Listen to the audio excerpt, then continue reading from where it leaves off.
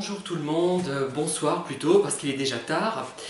J'obéis à une de mes auditrices, Danielle, et je change d'endroit. Je m'installe dans une pièce qui lui plaît davantage, je crois, et je suis d'accord avec elle, c'est pour ça que j'obéis, mais c'est pas grave, elle n'est pas perverse narcissique. Alors, il faut que j'arrête de me racler la gorge déjà.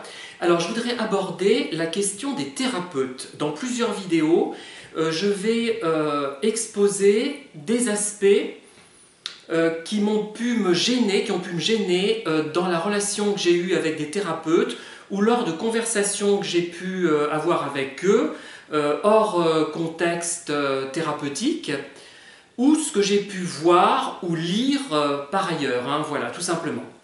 Donc je ne citerai personne, bien évidemment. Le but n'est pas de stigmatiser une personne en particulier, mais de leur faire adopter, je sais que ça peut paraître prétentieux, de leur faire adopter un regard sur leur pratique, de leur permettre de voir ce qui dans leur pratique peut constituer un handicap, un défaut, et ce qui peut blesser finalement l'interlocuteur, la personne qui a besoin de soins, qui est en demande de soins, qui est en difficulté psychologique. Alors pourquoi je m'autorise à faire ça? C'est parce que donc déjà j'ai 54 ans, j'ai travaillé dans l'insertion et la formation continue depuis des temps immémoriaux. J'ai écrit près de 60 livres de thèmes très différents, je n'aborde pas qu'un seul thème, non. Contrairement à ce qu'on pourrait croire, des thèmes très différents qui n'ont parfois pas de rapport du tout les uns avec les autres, et je m'adapte à chaque fois à une nouvelle thématique. Voilà.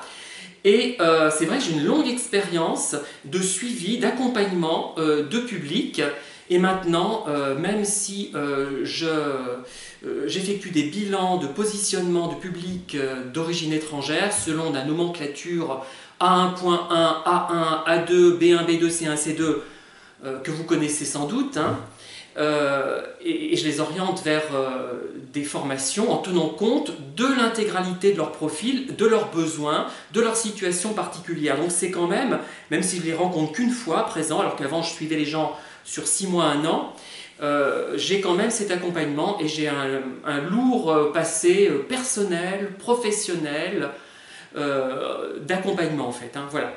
C'est pour ça que je me permets, et j'ai même vu des psys, la plupart du temps ça s'est très bien passé, sauf une seule fois.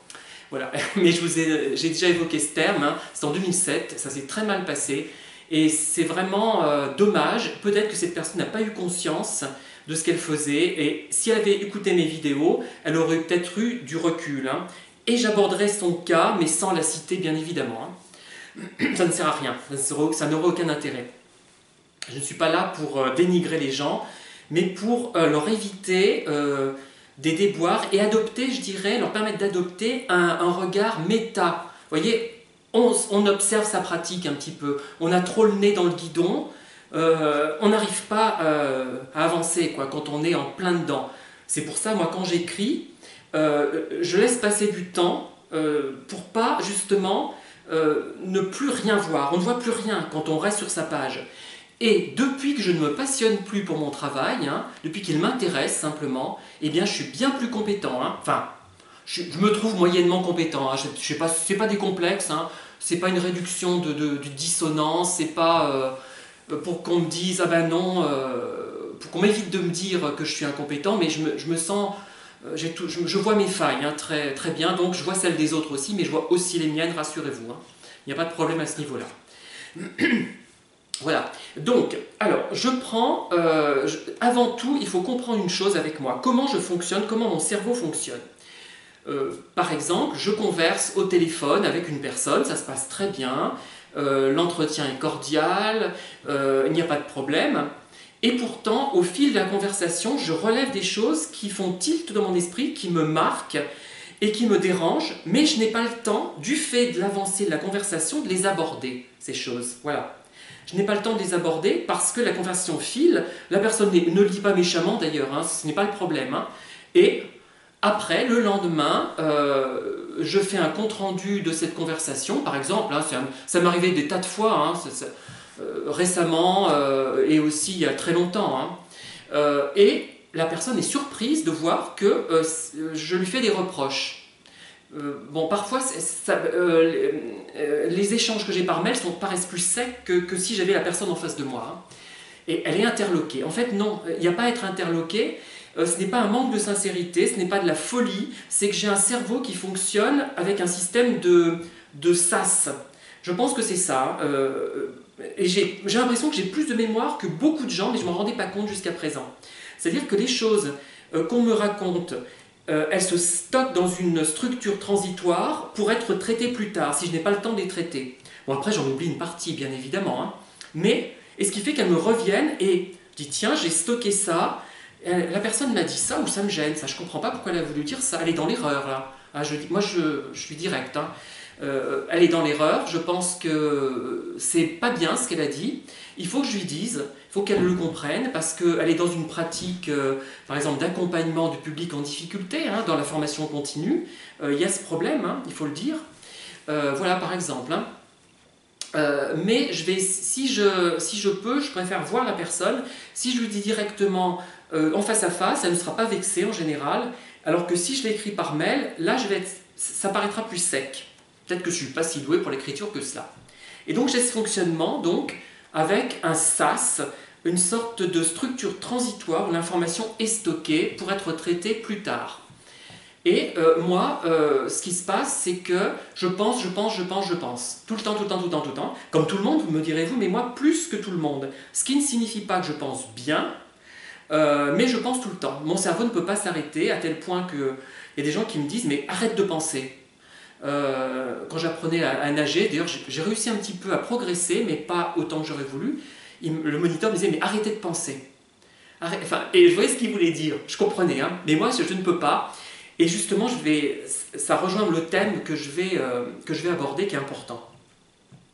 Parce que je vais aborder des problématiques pointues dans plusieurs vidéos. Hein. Là, j'ai été bavard, mais c'était une introduction très importante. Et pourquoi je parle des thérapeutes? Parce que quand on est victime de pervers narcissiques, et je le mets dans la rubrique pervers, on est confronté à des thérapeutes, qui soient coachs, pas formés à la psycho, qui soient formés à la psychosociale, expérimentale comme moi, hein, maîtrise simplement. J'aurais pu aller plus loin, mais j'étais en phase de perturbation malheureusement, et je le regrette parce que je pense que j'aurais pu être très utile, hein, même en psychoclinique je pense, parce que je vois des choses que beaucoup ne voient pas, et je ne cherche pas à me vanter, c'est la vérité, hein, tout simplement. Peut-être aussi parce que je ne suis pas dedans, j'ai pas le nez dans le guidon, je vois ça de l'extérieur. Hein. Et il y a différentes choses, des gens qui sont dans psychanalystes, qui sont psychologues cliniciens, qui sont thérapeutes, enfin de toutes sortes, hein, il y a de tout. Les gens formés, auto-formés, pas formés, il y en a des biens et des pas bien, tout ce qu'on peut imaginer, hein, et il y a tous les niveaux, et d'ailleurs certains sont bien à un moment donné et pas à un autre. Si je regarde leurs vidéos, ça dépend, on va dire. Hein. Donc tout le monde, il y a rarement des gens vraiment nuls, j'en ai rarement vu de vraiment nuls, c'est déjà pas mal, voilà. Donc on a besoin à un moment donné, quand on est victime d'un pervers, d'une personne pour vous aider, pour vous accompagner, parce qu'elle ne vous aidera que jusqu'à un certain point. Alors, je me suis entendu dire, je discutais avec quelqu'un donc, je parlais de mes préoccupations existentielles. Je pense qu'il y a un au-delà, mais ce n'est pas celui des religions. Il y aura une explication scientifique. D'ailleurs, les physiciens commencent à s'y intéresser et pensent que le passé est stocké, se stocke, puisque l'univers est en expansion, donc il pourrait faire son chemin inverse, donc peut-être revenir sur des événements passés, je ne sais pas, enfin, on est encore dans le flou et on ne le saura pas avant très longtemps, mais je suis persuadé d'une existence après la mort, pas pour des raisons métaphysiques stupides, enfin pas stupides, parce que la religion c'est pas stupide, hein. Ça serait un manque de respect de dire ça, et ça irait à l'inverse de mon propos, mais des trucs trop illuminés, hein. Je ne suis pas dans toute cette logique-là, moi. Je pense que la science nous l'expliquera un jour, puisque je pense que l'univers c'est quelque chose de cohérent, qui n'aime pas le gaspillage, et tous ces gens qui mourraient, qui vivraient et qui mourraient comme ça bêtement en emportant avec eux dans le néant leur expérience, c'est du gaspillage, et l'univers n'est pas dans cette logique, donc ça ne peut pas coller. Il y a une explication, on ne la connaît pas pour le moment, il y a des hypothèses qui sont lancées, plus ou moins farfelus parfois, notamment ceux qui pensent qu'on sera dans le plafond au milieu, en train de nous regarder le corps, là, comme les morts, les comas, vous voyez, les comas prolongés, proches de la mort. Moi, j'y crois pas, ça, par contre. Hein. Bon, c'est pas si idiot que ça, mais bon, je pense que ce n'est pas l'explication. Bref, ça n'a pas d'intérêt, je viens à mon propos. Donc, j'explique ça à une personne, et là, sa réponse est restée dans ma structure transitoire, dans mon sas.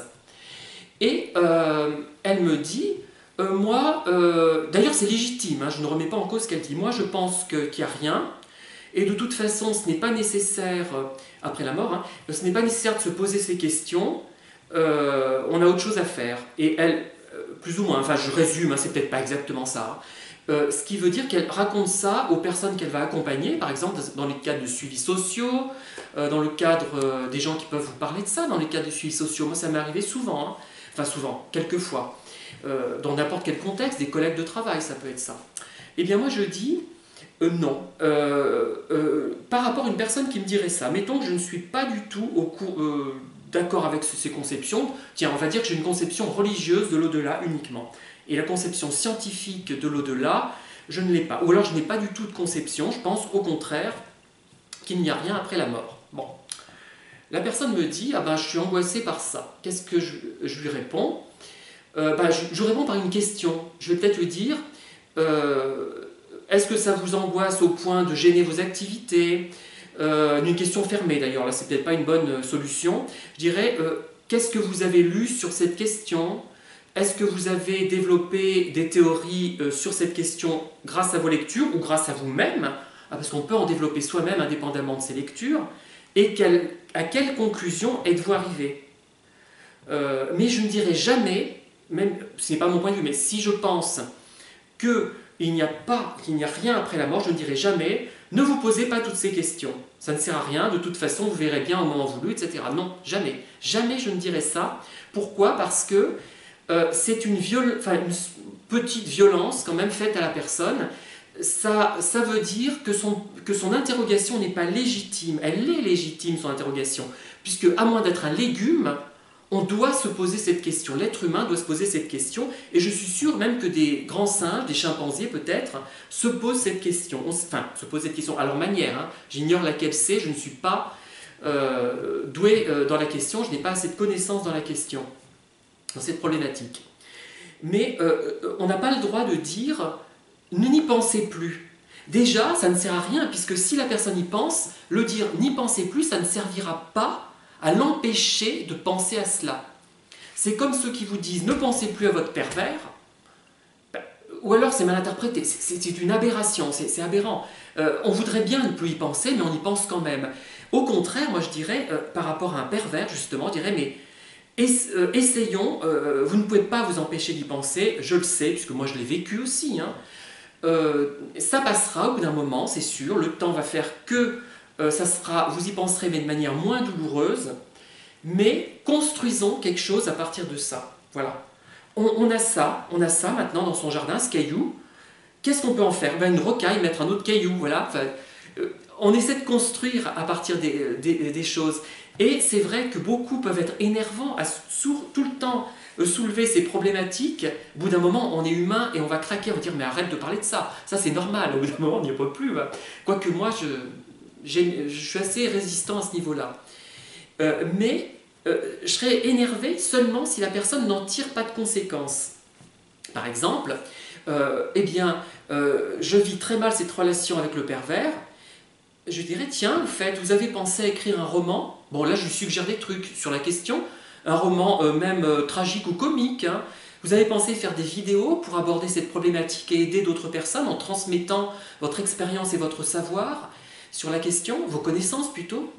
Voilà, par exemple. Avez-vous pensé, cette tristesse, elle est porteuse, la relation avec un pervers, après elle est porteuse souvent de créativité, elle suscite la créativité. Avez-vous pensé à écrire de la poésie, à faire des choses fabuleuses, à rêvasser là-dessus? Bon, parfois c'est difficile, je le sais, hein. Et je serai très prudent en avançant ce genre de choses. Je verrai d'abord à qui je m'adresse. Et si je vois que ça passe mal, je me retire tout de suite. Enfin, je passe sur un autre sujet, il ne faut pas blesser la personne, il ne faut pas la mettre en difficulté. Hein. Voilà. Donc, ça ne sert à rien de dire arrêtez de penser à l'au-delà, arrêtez de penser à votre pervers, arrêtez de penser à votre mère qui est décédée, et ce que vous avez fait ou pas fait envers elle. Ça ne marche pas. Moi, par rapport au décès de ma mère, ce que j'ai fait, et d'ailleurs ça rentre dans je l'ai fait entrer dans ma créativité, et je rends hommage en parlant des personnes qu'elle a connues, en évoquant des anecdotes plaisantes, parce que moi je ne me suis pas toujours sentie à la hauteur, vous savez, hein, je me suis toujours culpabilisée avec ma mère, je me suis toujours dit, mon Dieu, je ne fais pas ce qu'il faut avec elle, je ne suis pas assez vigilant, etc. etc. Et bien j'ai résolu en partie seulement la difficulté, en publiant des choses qui vraiment vont intéresser des personnes. Je sais que quelques personnes ça les intéressera, mais ça va les passionner. J'ai une amie de ma mère avec qui je corresponds maintenant, hein, alors que je ne correspondais pas avec elle depuis longtemps. Voilà, et voilà, quelque chose de constructif, on construit. Mais on arrête de dire ça ne sert à rien, n'y pensez pas, c'est inutile. Bon, après, je comprends qu'on puisse être excédé. Et quand on travaille trop, quand on fait trop d'heures par semaine, ce n'est pas une bonne chose, on n'a pas de recul. Moi, je dis franchement, quand j'accompagnais des personnes et que je faisais effectivement dans les 50 heures à un moment donné, hein, j'étais à Montluçon, et vraiment, j'avais le nez tout le temps là-dedans, je me passionnais pour ce que je faisais. Je faisais notamment des bilans de compétences, mais j'avais aucun recul, j'étais moins bon que maintenant. Même si je ne suis pas un génie de la formation continue, de l'insertion et de l'accompagnement, je suis meilleur depuis que j'ai du recul. Et ça, je peux vous l'assurer, hein, franchement. Hein. C'est comme quand j'écris un livre, au bout de 45 minutes, je m'en vais, je me lève, ou même avant, je prends un verre d'eau, un café, un thé, enfin j'évite le thé parce que ça me fait aller trop aux toilettes, et je reviens et je vois les défauts, je vois ce qui ne va pas.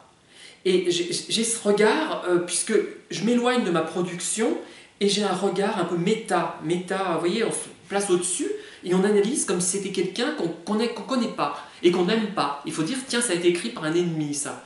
Et là, on progresse.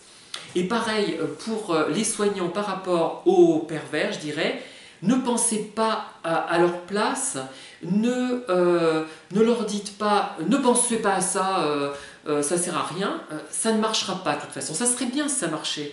Ben, il y aurait pas d'ailleurs, si ça marchait, les soignants n'auraient pas besoin de rester longtemps avec leur patient, puisque tout se résoudrait. Hein. S'il suffisait plus penser dire ben, ne pense plus à ce pervers, ah, ça marche, ah ben formidable, ben non, ça marche pas. Enfin, mais construisez à partir de ça, essayons de voir ce qu'on peut faire.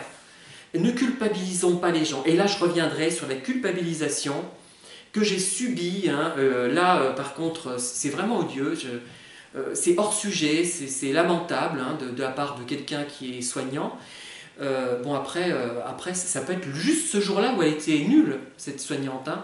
Peut-être que le reste du temps, elle était excellente. Et j'ai subi ce jour-là parce qu'elle avait vécu quelque chose de comparable à ce que je vivais, moi, et qui lui renvoyait quelque chose de négatif, hein, et qui me faisait passer en quelque sorte pour le méchant. Voilà. J'en reste là pour cette première vidéo, donc. Alors, vous avez compris, hein, ça ne sert à rien de dire « arrête de penser, tu penses trop ».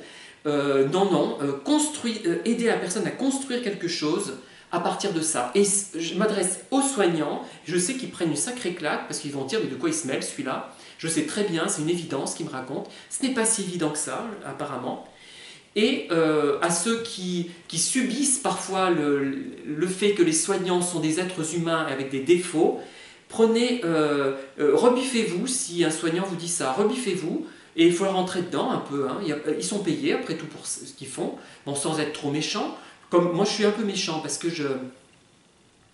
comme je vous dis, je rumine beaucoup, et arrêtez de cataloguer non plus, mais comme j'ai mis ça dans une structure transitoire, c'est traité à un moment donné, c'est surtraité, c'est analysé, bien ou mal d'ailleurs, hein, mais voilà. Je vous remercie de m'avoir écouté, je continue des vidéos sur cette thématique qui m'intéresse, et je vous dis à très bientôt et bonne soirée.